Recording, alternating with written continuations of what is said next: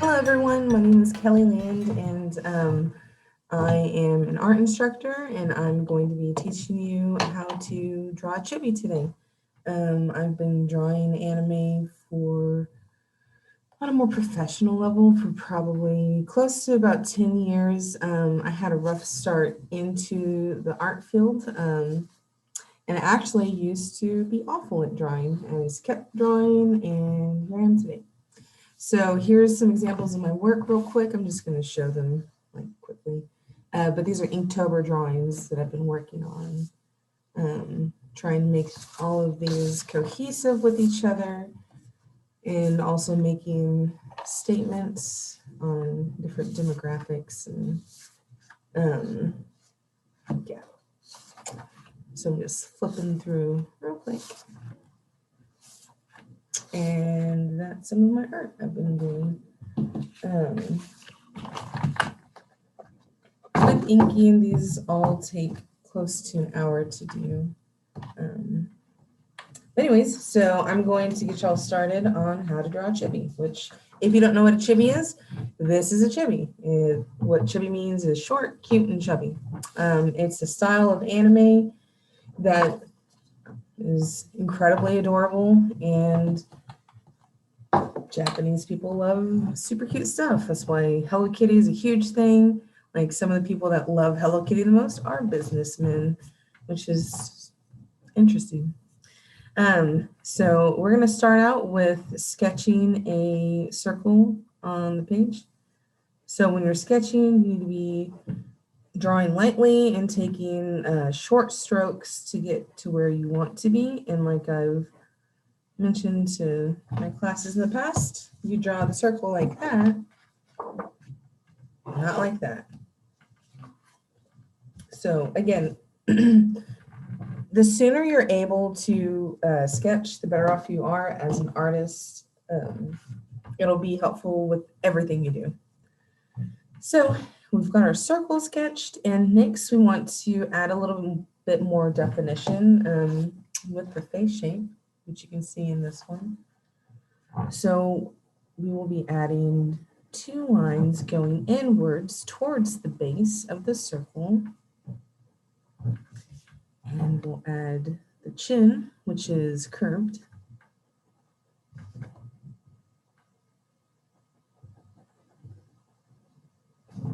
Like that.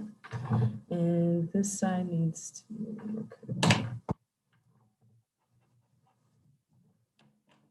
Okay. All right, so next we'll be doing sketching a guideline down the middle of the face. We do this to keep our face symmetrical looking to a degree. You know, it doesn't have to be perfect because not many people have symmetrical faces, but we still want to try to make it symmetrical. And then we're going to put guidelines down for the eyes. And one big thing about chibis is that the eyes are lower on the base, and there are different types of chibis. They can be like in this piece example, and that's what I'll be drawing today. This is a chibi that is 3 heads high. So that means that it's 3 heads high. The head is actually equal length to the torso, which is close to equal length of the legs. So I think a 3 head high chibi is easiest for beginners to draw because it's easy to remember. Head, body, and legs are all equal size. So we've got our guidelines drawn for the eyes. We'll come back to the eyes. I like saving the eyes for last because they're the most fun part of the drawing, in my opinion. So next, we'll go ahead and start drawing the neck, and we'll begin the body.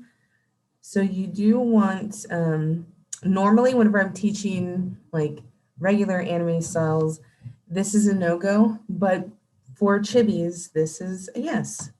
So you do want to have kind of slanted shoulders for this. And how I describe the body shape of a chibi is kind of like potato sack. or a potato, whichever one you'd rather imagine. A very cute potato though. So this is the shape that we're wanting to go for. Things to keep in mind when you're doing this is that it needs to be more narrow top and it needs to broaden as it gets towards the base, and we do want it curved. In fact, almost this whole drawing is going to be filled with curved lines, so that's one thing about chibis, they're very curvy. So next we'll be drawing the legs, and like I already mentioned, the legs need to be roughly the same length as the torso. And this is, whenever I draw the legs like this, it reminds me of Powerpuff Girls, which is not an anime. It's more of like, if anything, it's like a Western anime. I'm definitely inspired by anime, but we won't be bothering with feet with this one. Maybe later at some point I can show a more developed chibi.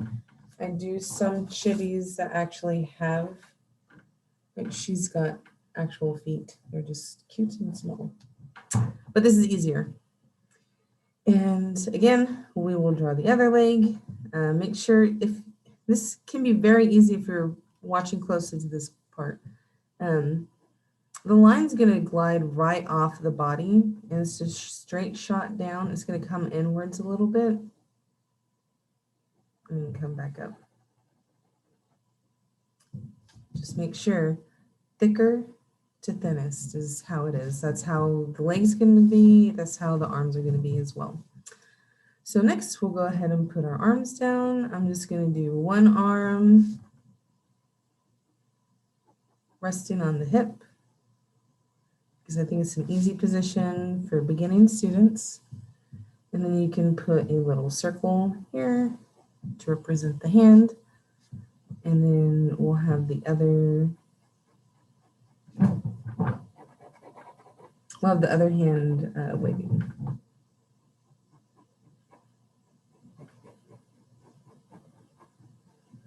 So there's the arm for that.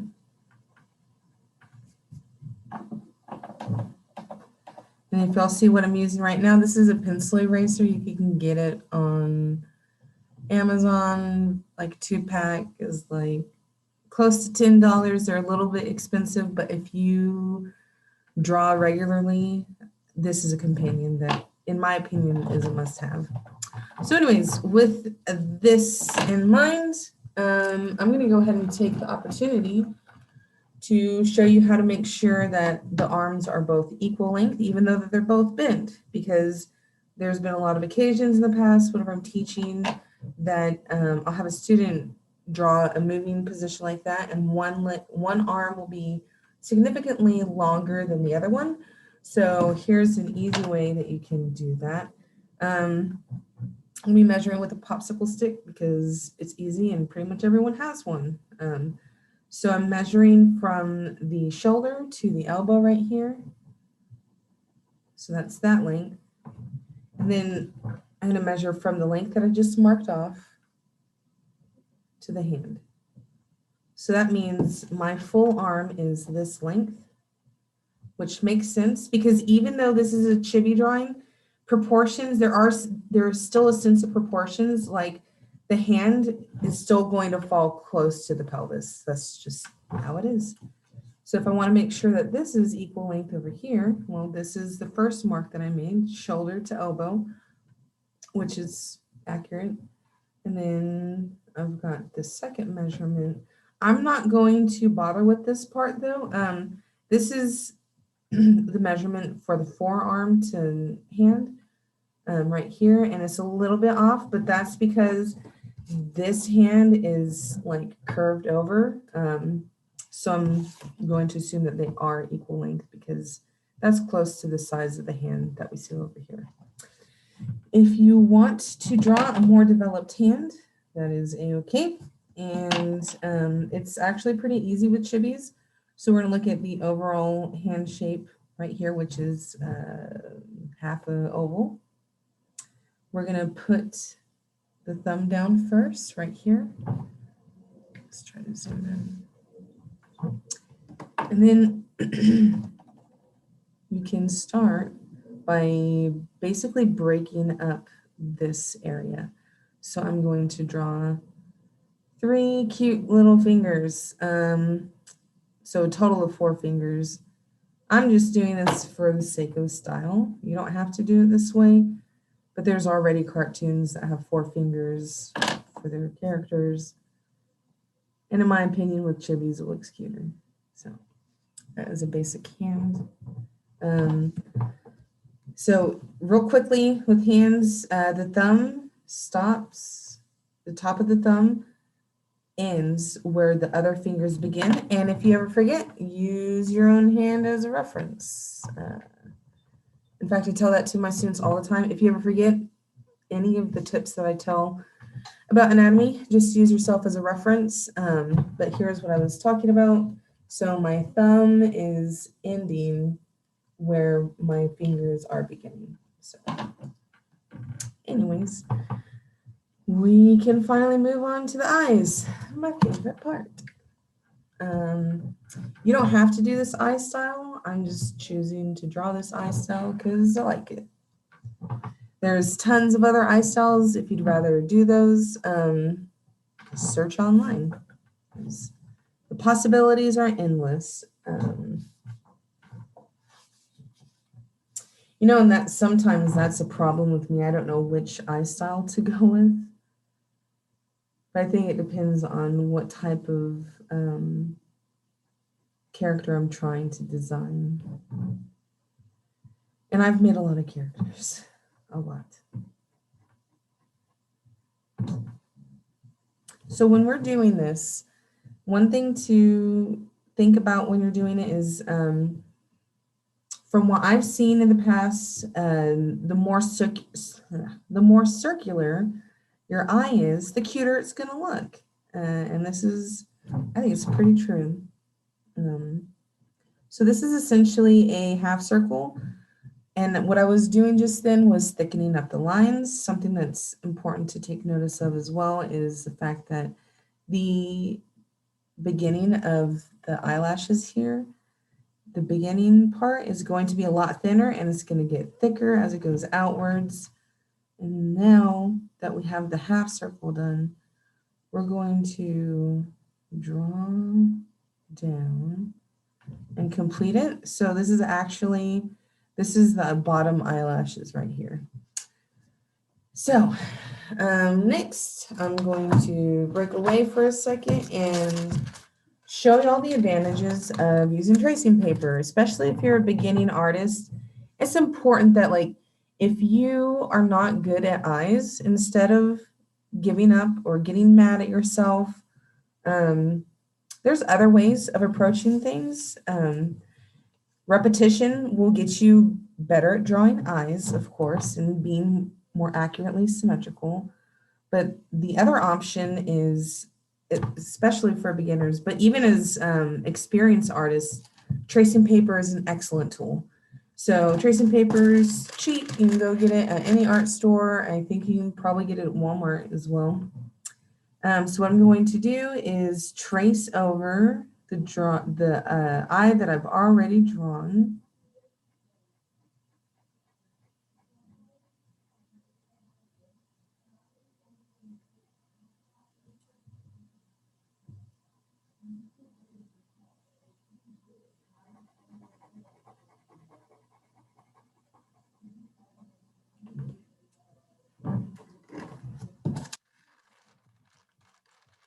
Okay, so let me explain this part to you. I drew kind of hard on top of the tracing paper because if you like to zoom in with the microscope, when you're drawing really hard on here, basically the graphite is like stacking up on itself, so it kind of has like a fine dust. That's why if I were to, and I'm sure many of you have done this before, if I were to wipe my finger across this, it would smear because that's all the excess lead that's on top of graphite. So we're going to take the paper, and this, if you ever forget, this side, the graphite is shiny on. This side is not. So we want the shiny side down on the paper. And here's another reason why I love using tracing paper with beginning students is one of the harder parts of drawing anime and chibis is getting the spacing correctly between the eyes, because a lot of my students, they will, like beginning students, they will put their eyes this close together, and aesthetically speaking, I don't think it looks as good as it is a little bit further apart. And in saying that, there are some people who put their eyes too far apart. So they start going really far apart, and there's nothing wrong with it necessarily, so long as it fits your personal aesthetics. If that's what you love to do, so be it. That's your art. But as far as drawings that I've seen, and as far as my personal aesthetics go, this is the amount of spacing that I want between the eyes. And once I have that spacing down, I'm just going to draw on top of the eye. And what it'll do is it will push all the lead on the other side onto a sheet of paper. And you can burnish it with a spoon instead, or a burnishing tool. But honestly, I think this is the easiest route, because I've got a lot of students that have problems controlling the pressure of their hand when they're trying to burnish the image onto the sheet of paper. With this, you just trace over it a second time. And it's easy peasy, lemon squeezy. So we've got two eyes now. And we still need to have the inside of the eyes, the pupil and iris.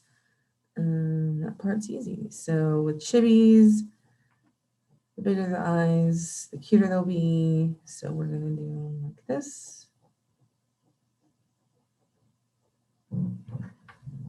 And do our other circle in here. And I guess if you wanted to, you could do, you could do all of the eye and then trace it and then burnish it onto either side. But I feel like this looks better because it gives it more of an organic feel. Since again, we don't want everything to be perfectly symmetrical. That's not really the game or the name of the game.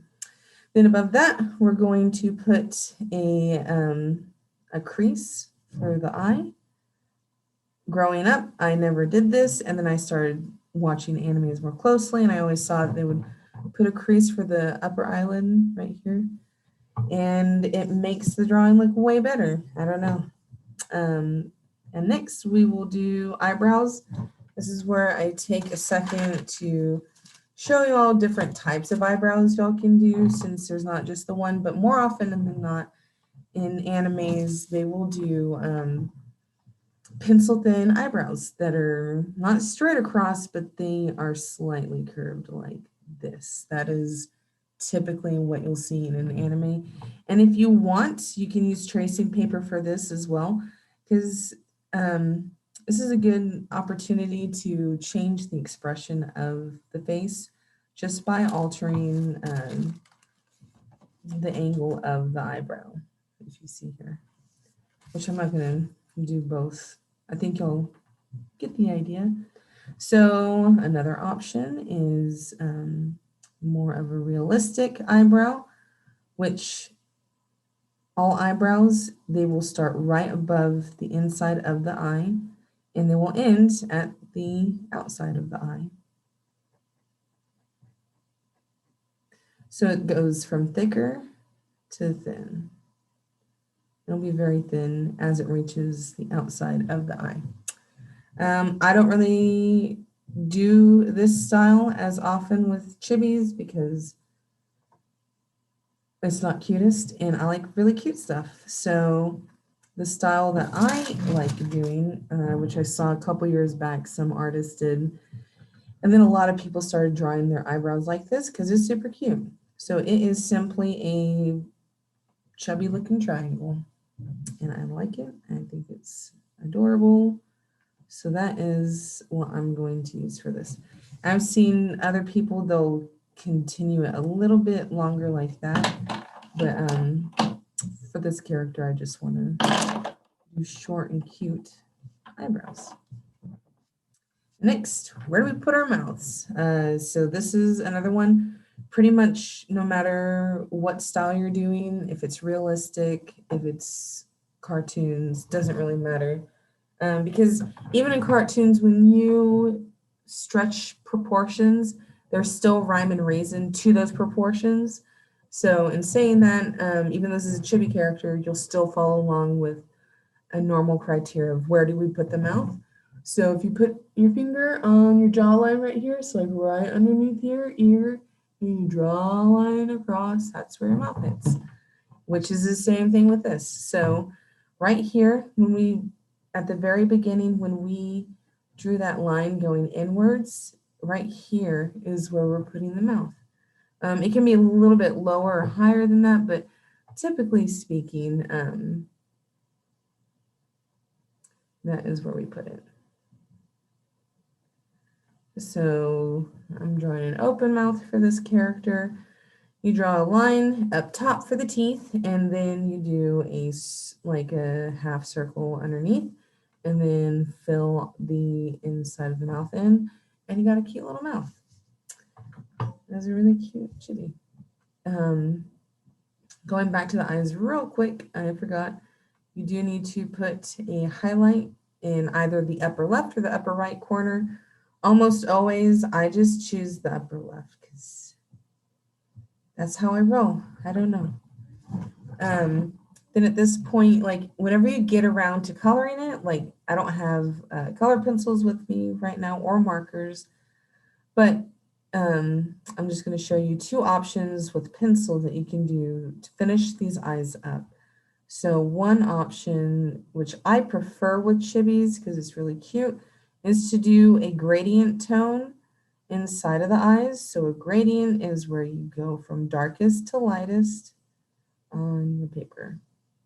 So we're starting with our darkest values up at top, and then we're going to lift our pencil up until it's barely touching the paper, giving us a nice range of values.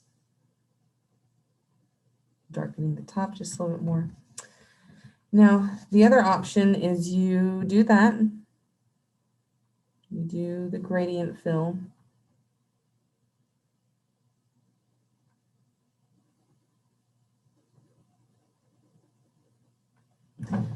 And then I'm going to do it with the tracing paper because I don't really want to keep it because, like I mentioned before, I prefer doing it with just a gradient fill because I think it's cuter with chibis.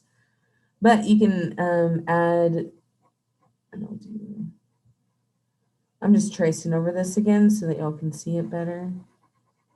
Even though I didn't trace it very well just now.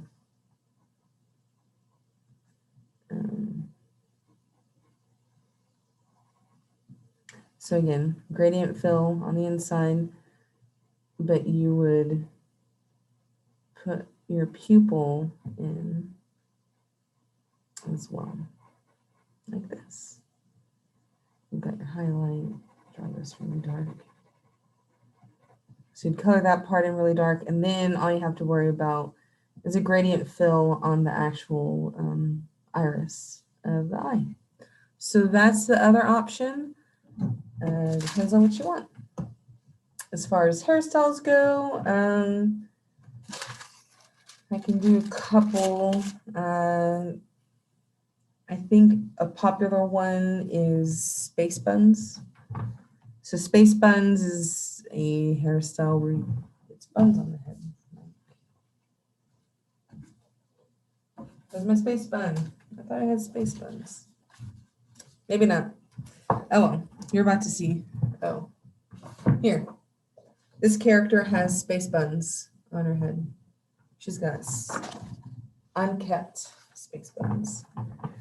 All right, so for bangs, there's a bunch of different types of bangs you can do. And honestly, with hairstyles, I could draw a ton of different hairstyles, but at the end of the day, I think the easiest route is to look up references, find a hairstyle that you like, and try to draw it to the best of your capabilities.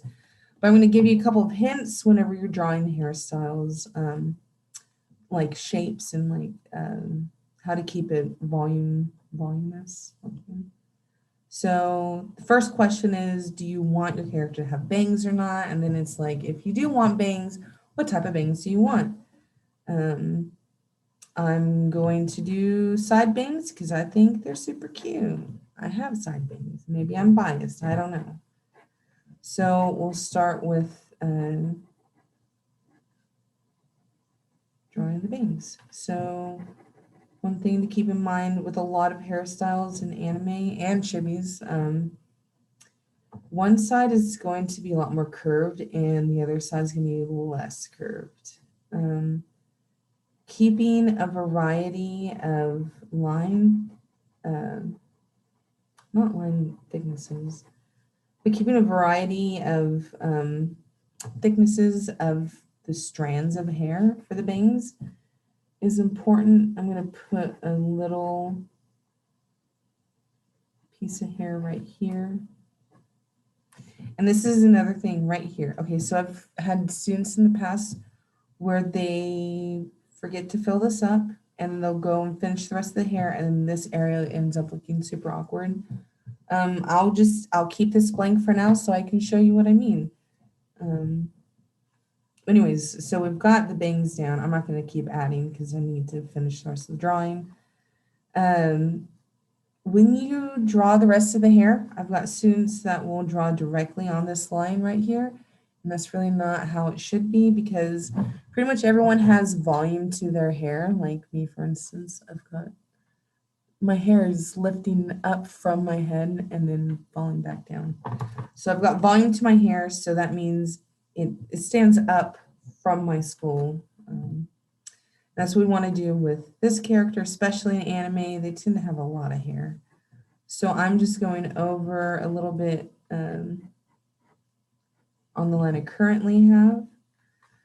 And if you want, you can always add more. I think adding the right amount can be a little bit difficult for beginners. So don't lose hope. Just keep drawing. And since this is going to be an updo, I'm going to just finish the circle like that on either side. And now I'm going back to what I mentioned just a second ago. This area is now super awkward because we've got nothing. It doesn't make sense. Okay, because right now this looks like it's bald on the side and that's not how it should be. So I'm going to finish up the bangs right here. I'm going to do one more segment of hair for the bang, and then I'm going to finish off the hair right here. And then this open space over here needs to be fixed as well. So I will just draw the line, finish drawing the line down right here. And I'm going to actually turn this into one more piece for the bang. If my pencil would cooperate. And so now we've got the updo part. Well, we've got the base of the hair done. So next we're going to do space buns. And the reason why I wanted to show you all space buns is because I didn't understand how to do them for a long time until I just drew them a few times. And I was like, okay, this makes sense. So we're going to start with 2 half circles higher up on the head. Granted, you could put the space buns wherever you want. It doesn't really matter. Just depends on what you want to do. So, watching closely, I'm going to have one part right here. So whenever I draw this line going like that, that means all of this hair over here is going to be going in this direction. And I'll probably close it off right here. Okay. So that means the hair is going back and forth this way, which means these other 2 parts are going to be going in the opposite direction. And it's not going to be a straight line, it's going to be curved. So like right here, you're going to curve these lines to go like that. So now you've got the direction of hair is going this way underneath this piece, which is going the opposite direction. So it shows you a pretty good space bun. Now, if you want to make the space buns messy, which I kind of like space buns to be messy more than normal ones, you just add a couple of pieces of stray hair coming out from those space buns. Add more if you want it messier, or have none if you want them, keep them cleaner. And then obviously we'll do the same on this side, and again, keeping that direction opposite to each other like this. And then one last thing that you can do right here, I've got a lot of excess line work that I need to get rid of. Because right now this is all flat looking, but the thing is that this section right here is actually lifted up over this area. So you want to draw it like that. And now your drawing will show, it will depict that this hair is on top of that other piece of hair. Throw in a couple more of the messy pieces of hair, and you've got space buns. Like I said before, I could keep doing that. I mean, I could show way more hairstyles, but you can just look them up online and see which one suits the needs for your character. As far as outfits goes, it's the same thing. I could go through however many outfits that you want. I think a good one, I'll do it for this character real quick. I've had a lot of students use it before because it's cute. So I'm going to do straps right here. Erase this part right there. And then I'm going to add a line here. This is the neckline for the slouchy. My goodness. Please stop that pencil. Okay. So then I'm going to add this, which is going to be a baggy looking sweater. And then like that. And like that. And erase the underdrawing because we don't need it anymore, and erase this as well. Erase our guidelines that we had earlier. All right. And I guess I'll just do, I'll make it like a,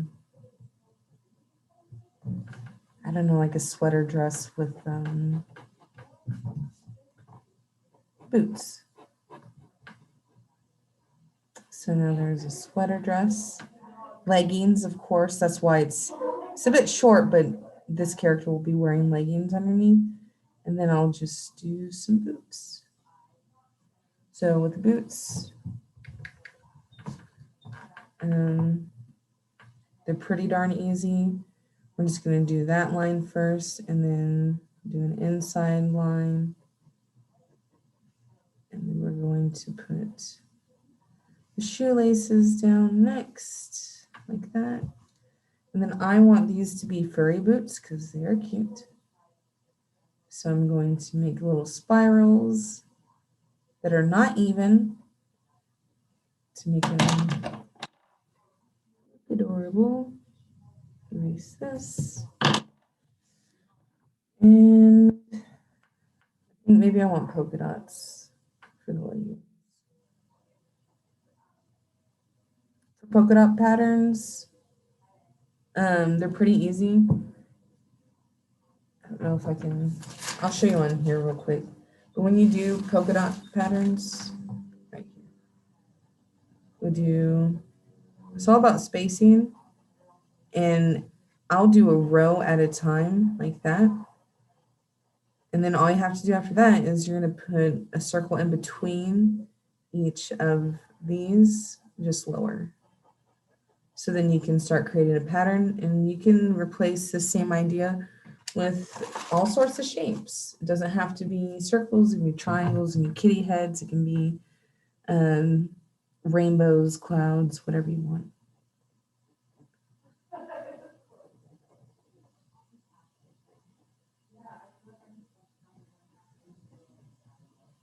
But to further develop your characters, it's always nice to add small details to your drawing. It always makes the drawing pop, I think. That is too small. And there we go. And it looks a little bit awkward now because I don't have hair on my character. But I'll add some later. But here, finished product is this. Ta-da! And that'll be it. I hope y'all learned something today, and if y'all do enjoy drawing anime or chibis, make sure to keep drawing them and don't stop drawing them. Even if you're not good at it in the beginning, with repetition and practice, you will become better as an artist. It's just the fact, do you want to be a better artist or not? Because that's one thing that always kills me when I've got full-grown adults talking to me. They're like, oh, I wish I could draw. I can't draw. And I'm like, have you tried drawing? And they're like, no. And I'm like, well, you're never going to learn how to draw. So there you go. I hope y'all have a good day and keep up the arting. Bye.